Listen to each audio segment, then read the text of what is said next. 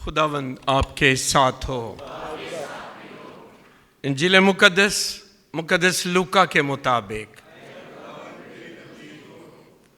उसका 23वां बाब 32वीं आयत से लेकर 34वीं आयत तक। और दो और जो बदकार थे उसके साथ लिए जा रहे थे ताकि कत्ल किए जाएं। और जब उस मकाम पर पहुंचे जिसे खोपड़ी कहते हैं तो वहां उसे सलीब दी और उन बदकारों को भी, एक को दाएं और दूसरे को बाएं। और यीशु ने कहा, ऐ बाप, इन्हें माफ कर, क्योंकि ये नहीं जानते कि क्या करते हैं। इंजील मुकद्दस के वसीले से हम सबकी खताएं मुआफ की जाएं। मसीह में अजीज भाई और बहनों, सबसे पहले मैं अपने सरदार साहिब फादर एजाज बशीर का शुक्रिया अदा करता हूँ, जिन्होंने एक बार फिर से मुझे गुलबर्ग की कलीसिया की खिदमत करने का मौका दिया है। 9 दिसंबर 2002 से 2008 तक 6 साल यहाँ खिदमत की मैंने। बहुत सारे चेहरे हैं जिनसे वाकफियत है, तेरा मतलब है मेरे चेहरे तो में वाकफियत है। मैं आज खुदा का शुक्र अदा करता हूँ। फादर जी ने मुझे कहा कि हम आपको गुलबर्ग पैरिश में एक बार फिर पैरिश प्रीस्ट लगाना चाहते हैं। तो मैंने कहा, फादर जी हम हमेशा ताबेदार हैं, कलीसिया की फरमाबरदारी करते हैं। आपने कहा मैं आपका हुक्म मानता हूँ। आज father ji once again thank you very much for this confidence. मैं खुदा की शुक्रगुजारी भी करता हूँ और खुश भी हूँ। मैं ग्रीन टाउन पैरिश में था, मैं वहाँ भी बहुत खुश था। जब फादर जी ने मुझे पूछा तो मैंने कहा, फादर जी मैं इत्थे भी खुश हाँ। तो उन्होंने कहा, आप वहाँ रह के आए हैं, आप वहाँ भी खुश होंगे। मैंने कहा, जी मुझे जहाँ भी लगाएंगे मैं वहाँ ही खुश होऊंगा। वंस अगेन आप भी इधर हैं, मैं भी इधर हूँ। मेरे पास 2 जिम्मेदारियाँ होंगी। एक तो पैरिश है, दूसरा बिशप साहब की तरफ से कैथलिक टीवी का नाम सुना है? किस किस ने सुना? ज़रा हाथ खड़े कर, मैंने तसल्ली हो जाए। थैंक यू वेरी मच, बहुत शुक्रिया। देखते भी हैं, फिर और तसल्ली हो गई है। वो भी मेरी जिम्मेदारी है। मैं ग्रीन टाउन में था, वहाँ भी दोनों जिम्मेदारियाँ थी। उससे पहले निशात में था, वहाँ भी दोनों जिम्मेदारी था। मैंने दोनों को ही ईमानदारी और दयानतदारी से पूरा किया है। मैं कोशिश करूँगा कि यहाँ भी ईमानदारी और दयानतदारी के साथ दोनों अपने फ़राइज़ को पूरा करूँ। इस छोटे से तारफ़ के बाद फादर जी ने कहा इतवार को बड़ा होगा। मैं रोज़ों के इस साल में यीशु मसीह के उन 7 कलमात पर बात करना चाहूँगा, खुदा का कलाम सुनाना चाहूँगा जो यीशु मसीह ने सलीब पर लटके हुए कहे। कितने हैं ये? हाँ जी, 7 हैं। 8 ना करो, 7 ही हैं। 7 word, last words of Jesus. वो 7 कलमात ये हैं। नंबर 1, यीशु ने कहा, ऐ बाप इनको मुआफ़ कर, क्योंकि ये नहीं जानते कि क्या करते हैं। इसको हम कहते हैं दुआया कलमा या माफ़ी का कलमा। दूसरा कलमा जो डाकू से कहा, मैं तुझसे सच कहता हूँ कि तू आज ही मेरे साथ फिरदौस में होगा। वादा का कलमा इसको कहते हैं। वादा किया है ना, आज ही मेरे साथ फिरदौस में होगा। तीसरा कलमा, सलीब से लटके हुए 2 लोगों को नीचे खड़े देखा। वैसे तो 4 थे, एक बंदा 3 बीबियाँ। बंदा कौन था? यूहन्ना। बीबियाँ कौन है? तीनों ही मरियम। ये तीनों मरियम हैं। एक माँ मरियम, यीशु की माँ, मरियम मगदलीनी और मरियम हल्फाई की बीवी। कमाल है ना, तीनों ही मरियम हैं। एक ही बंदा है और 3 बीबियाँ। आजकल गिरजियां च वेखो तो इंज लगता है यो ही हाल है। तादाद की गिनती कर लें तो लगता है 1 वर्सेस 3 ही है। आज भी ऐसा ही है। यसू ने माँ मरियम को देखा और अपने शागिर्द को देखा। पहले शागिर्द को कहा, यूहन्ना को, देख तेरी माँ, और फिर माँ को कहा, देख तेरा बेटा। इसको कहते हैं स्पुर्दगी का कलमा। स्पुर्दगी है ना। यूहन्ना को किसकी स्पुर्दगी दी है? माँ की। और माँ को किसकी स्पुर्दगी दी है? यूहन्ना की। सिर्फ यूहन्ना नहीं, यूहन्ना में हम सारे ही हैं। सब नू माँ मिल गई और माँ नू सब मिल गए। चौथा कलमा, ऐ मेरे खुदा, ऐ मेरे खुदा, तूने मुझे क्यों छोड़ दिया। इसके बड़े नाम हैं। मैं इसको सिर्फ एक कलमा कह देता हूँ। इसको तन्हाई का कलमा भी कहते हैं, ठीक है। इसको शिकायत का कलमा भी कहते हैं। जब मैं एक एक की बात करूँगा फिर उस पर ज़्यादा बात करूँगा। पांचवा कलमा, मैं प्यासा हूँ। बोलेंगे ज़रा?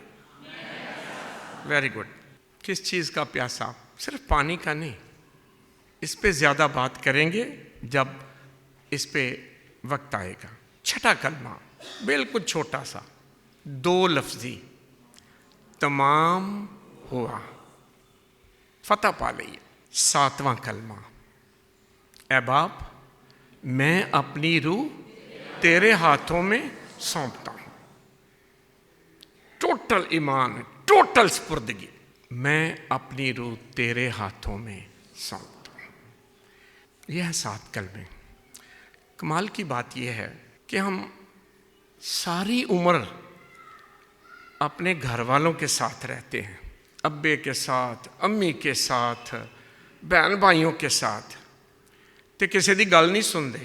पर जब वो मरने लगता है ना, तो सबको बताएंगे अब्बे ने आखिरी गल है की है, अम्मी ने ना मरन तो पहले ना क्या है, बस पुत्र हम। भाई सारी उम्र ते तू सुनिया नहीं है, लेकिन एक बात याद रह जाएगी। कौन सी? जिसको हम कहते हैं मरने से पहले आखिरी बात। ये 7 कलमे मरने से पहले यसू ने कहा और शागिर्दों को इस तरह याद रहे कि हूबहू अंजील मुकद्दस में लिख दिए। जैसे बच्चे नहीं ना भूलते, अपने बच्चों को भी आगे बताते हैं, ताड़ी दादी ने मरन तो पहले ऐ क्या से। ये दरमियान वाली बातें नहीं बताएंगे, आखिरी वेले की क्या है। ये है 7 कलमे। ये हर जुमे को मैं एक एक कलमे पर बात करूंगा। आमीन। आपको फ़र्क भी कहेंगे, मैं फ़र्क भी कर लूँगा, लेकिन रोज़े के दिन है ना, तो हम इसकी बात करेंगे। आज पहला जुमा है तो बात करेंगे पहले कलमे पे। पहला कलमा क्या है? बोले ज़रा। ऐ बाप, इनको मुआफ़ कर, क्योंकि ये नहीं जानते कि क्या करते। अच्छा, 2 तरीके हैं यसू के बात करने के। जितने भी लोग यसू के पास आते थे ना, तो यसू पता है बात किस तरह करता था? जा तेरे गुनाह, बोलो बोलो, जा तेरे गुनाह माफ हो गए। डायरेक्ट। उस वक्त नहीं कहा ऐ बाप ये सामने आया जरा क्या करे, इसके गुनाह माफ कर। नहीं कहा। किस तरह कहा है? जा तेरे गुनाह माफ हुए। डायरेक्ट। क्यों? और आज क्या कहा है? आज डायरेक्ट नहीं कहा। जो लोग उसको तंग कर रहे थे ना, दुख दे रहे थे, आज नहीं इस तरह कहा जाओ ताड़े गुनाह माफ हुए। ऐसे नहीं कहा, खुद नहीं माफ किए। आज क्या कहा है? ऐ बाप, इनके गुनाह माफ कर। क्यों? क्योंकि ये नहीं जानते कि क्या करते हैं। 2 किस्म के लोग हैं यसू के सामने। जब यसू खिदमत कर रहा था तो लोग आते थे। ये कौन से लोग हैं? ये वो लोग हैं जो यसू पर ईमान रखते हैं। ऐ यसू, ऐ इब्ने दाऊद, दूर से खड़ा होकर इल्तिजा करता है, ईमान रखता है। पहला ग्रुप है जो ईमान रखते हैं यसू पे और पुकारते हैं, दरखास्त करते हैं, मिन्नत करते हैं। ज़कई याद आया, ऐ खुदावंद मैंने बहुत काम गलत किए हैं, बड़ी रिश्वत ली है, मुझे माफ़ कर। यसू ने नहीं कहा ऐ बाप इनको माफ़ कर, नहीं, जा तेरे गुनाह माफ़ हो गए। आज नहीं कहा। आज डायरेक्ट नहीं कहा, आज क्या कहा है? ऐ बाप इनके गुनाह माफ कर। क्यों? क्योंकि ये नहीं जानते कि क्या कर। ये कौन लोग हैं? ये हरगिज वो लोग नहीं जो यीशु पर ईमान रखते हैं। जो सामने आते हैं वो सारे यीशु पर ईमान रखने वाले थे, आज नहीं। आज ये सारे हैं जो मानते ही नहीं हैं। अगर मानते होते तो कील ना लगाते, ताज ना रखते, नेजा ना लगाते। ये मानते ही नहीं है, इसलिए आज यीशु इनका दरमियानी हो गया। डायरेक्ट नहीं माफ किया, आज दरमियानी हो गया। एक तरफ बाप, एक तरफ ये सारे लोग दुख देने वाले, और यीशु कहां खड़ा है? बोलो जरा, दरमियान में। क्या कह रहा है? ऐ बाप इनके गुनाह माफ कर। समझ लगी है फर्क की? ऐ बाप इनके गुनाह माफ कर। और क्यों? क्योंकि ये नहीं जानते कि क्या करते हैं। इसको कहते हैं जी माफी का कलमा। माफी जो है ना, वो गलती या खता या गुनाह जब होता है, उसका कुछ नुकसान होता है, किसी को दुख पहुंचता है, इसलिए माफ करना बहुत मुश्किल काम है। लेकिन मसीही मजहब जो है ना, ये तो रास्ता है, जिंदगी का रास्ता है। यीशु ने कहा था राह, हक और जिंदगी मैं हूं। यीशु ने कहा था मैं मजहब हूं, नहीं, यीशु ने कहा था राह भी मैं, हक भी मैं और जिंदगी भी मैं हूं। मसीही ये जो तालीम है ना, यीशु की तालीम, इसका जो सबसे खूबसूरत चेहरा है ना, वो माफी का है। सबसे मुश्किल काम और सबसे खूबसूरत चेहरा माफी का। यीशु ने दो काम किए हैं, आप भी माफ किया और दूसरों को भी माफ करने की तालीम दी है। आज की दुनिया में ना माफी की बात करते नहीं है लोग बात करते हैं बदले की। इसने एक थप्पड़ मारा, एनू कम से कम किन्ने को मारो, दो ते मारो। नींद ही नहीं आती रात नू, वो गाल कट के चला गया, नींद नहीं आ रही। नींद क्यों नहीं आ रही?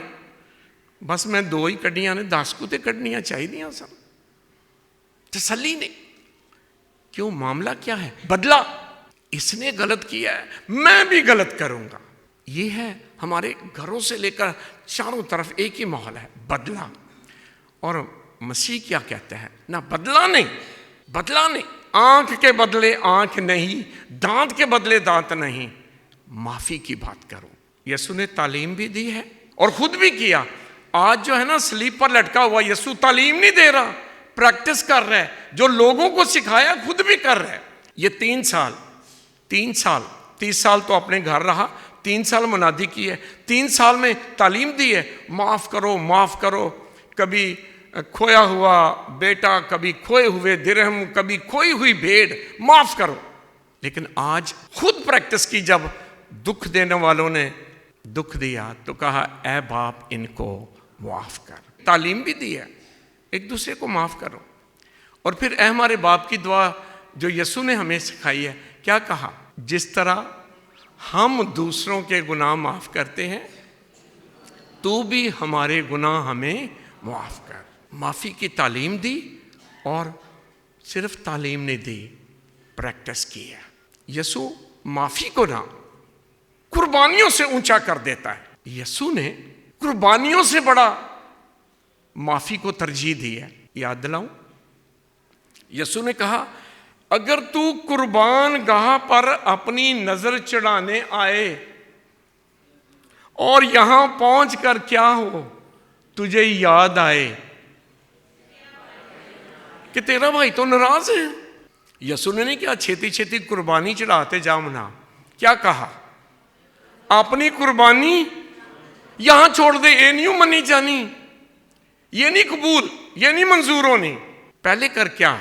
अपने भाई को मना और फिर वापस आ, और फिर तेरी कुर्बानी कबूल होगी। जे तू रब नू मनाना, पहले यार नू मना। असी रब नू मनाते रहने, बंदे वाले नहीं वेंदे। हम खुदा को कहते हैं मुझे माफ कर दे, पर मैं नहीं करना। नहीं, ये नहीं है। यीशु ऐसे नहीं सोचता। यीशु कह रहा है छोड़ दे कुर्बानी, जा पहले मिल के आ। ऐसे ही ढेर दुआवां मांग देतियां ने, नजराने लेके आ गया, नहीं, छोड़ दे, जा पहले भाई को मना, माफी मांग, माफ कर, और फिर आ, तो तेरी दुआएं, तेरी कुर्बानी कबूल होगी। ये रोज़ों के दिन बड़े कमाल के हैं। एक रूहानियत बढ़ जाती है, घरों में भी, अदारों में भी, चर्चेस में भी, हर जगह। और इतनी तादाद में आज लोग बैठे हैं, खुशी हुई है। खुदा करे हर त्वार भी नहीं हो, रोज़ियां दे अलावा भी, लेकिन खुदा का शुक्र है ये रोज़ों का माहौल है ना, रूहानियत बढ़ जाती है। बहुत अच्छी बात है। ये जो रोज़ों के दिन है, हम रोज़ा भी रखते हैं, रियाजत भी करते हैं, दुआ भी करते हैं, और ये बहुत अच्छी बात है। रोज़ों के दिन ही खुदा के साथ मेल मिलाप करने के, लेकिन सिर्फ खुदा ना करे हो, एक दूसरे के साथ भी। रोज़ा रखा है, दुआ करने आया हूँ, ठीक है, रोज़ा रख के दुआ करने आया हूँ, लेकिन भाई से नहीं मिलना। अबे तेरा रोज़ा किस काम का, तेरी खैरात किस काम की? किसी काम की नहीं। जे तू रब नूं मनाना, पहले यार नूं मना, पहले भरा नूं मना।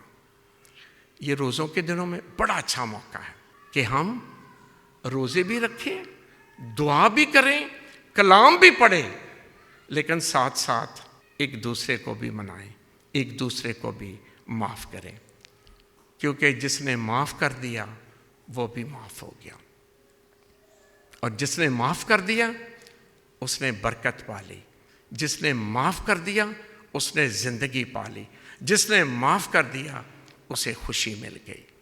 आज खुदा से दुआ करते हैं रोज़ों के इन दिनों में, खुदा हमें भी माफ़ करे, क्योंकि हम भी गुनाहगार हैं, लेकिन हमें भी फजल दे ताकि हम भी एक दूसरे को माफ़ कर सकें।